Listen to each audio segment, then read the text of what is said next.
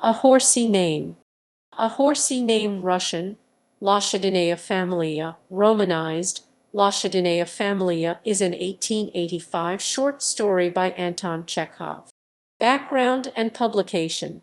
According to the writer and memoirist Vladimir Bogoraz, the plotline might have had to with a popular Taganrog anecdote based on a real-life incident when the two men, Zhiritsov and Kobalin, well off and known in the city, checked into a hotel simultaneously, and their names appeared on the desk side by side.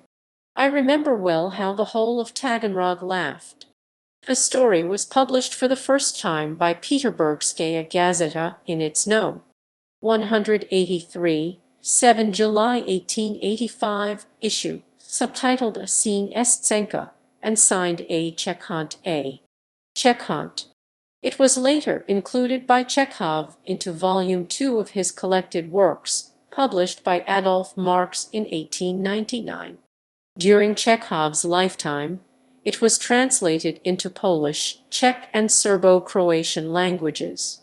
Its first English translation, by Marian Fell, appeared in the 1915 collection called Russian Silhouettes, More Stories of Russian Life. Plot summary. The retired General Buldaev, suffering from a toothache, has tried all possible means of treating it, no avail. He is not willing, though, to remove the tooth, so some cure is to be found. The steward, Ivan Evsevich, remembers he knew once an extremely gifted tooth conjurer who used to just turn toward the window and spit, and the pain would go in a minute. Now living in Saratov, the wonder doctor makes his living by spit-related way of tooth healing, which he does even by telegraph. The general's initial reaction is skeptical, but his wife manages to persuade him that sending a telegram to Saratov at least won't kill him. The steward reckons that every dog knows this man in Saratov, so the address won't be necessary, mentioning his name would do. And that is where the problem arises. He remembers his first name is Yakov, but cannot recall the surname.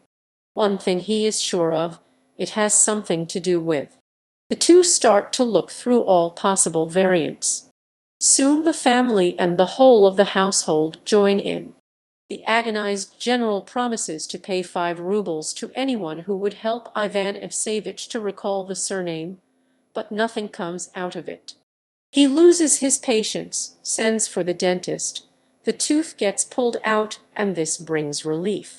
On his way back to the city, the doctor meets the steward by the roadside. His eyes are fixed on the ground, and he is muttering something to himself. The dentist asks if he could buy from him a load of hay.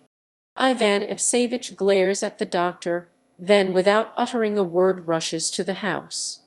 "I've remembered the name, Your Excellency." Thanks to the doctor. Hayes. Hayes is the exciseman's name. He cries only to be contemptuously sent away.